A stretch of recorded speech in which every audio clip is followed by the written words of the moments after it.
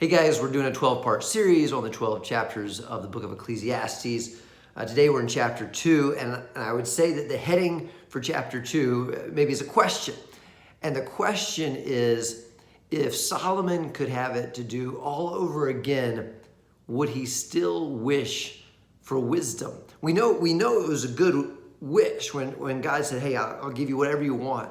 He said wisdom, and God said, hey, I'm going to honor you because you didn't ask for riches or whatever else. You asked for wisdom to help lead your people, so I'm going to also give you all these other blessings in addition to that.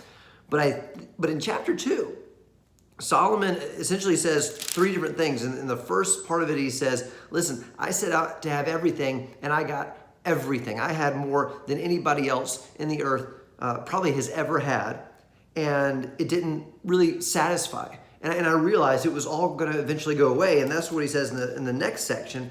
He says, listen, I had all this wisdom, but I realized I was going to die as the wisest person ever, and the most foolish person was also going to die, and eventually, for the most part, be forgotten. I mean, sure, we're talking about him today, but the average wise person, never going to talk about them. Then the last section was, and I worked so hard at everything, and I would get anxious, and I would worry about decisions, and I would think so much about this, and at the end of the day, I realized 2,000 years from now, 6,000 years from now, even tomorrow, probably a year from now, right? Was it really going to matter? And at the end of all of it, he says in verse 24, so I decided there's nothing better than to enjoy food and drink and to find satisfaction in just the daily work that God gives. And that's what he says. Then I realized all these pleasures, food, drink, just doing what God calls me to do today, are from the hand of God.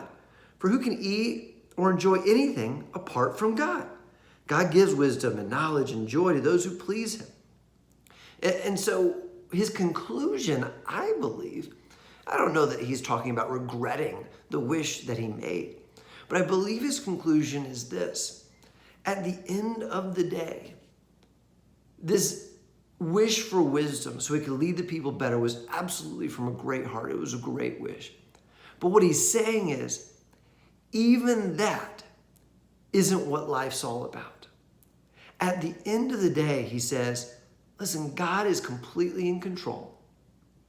And at the end of the day, what God has called me to do, more than even lead people well, and certainly more than acquire things or know things or understand things or discern things or figure out things, more than all that by far, what he's called me to do is be a branch, not a vine. Jesus talks about in John chapter 15, Jesus says, I am the vine, you are the branch. And the branch's job is to receive from the vine, and then fruit grows. And I think Solomon is saying, listen, for all of my life, I've put myself in the position of the vine.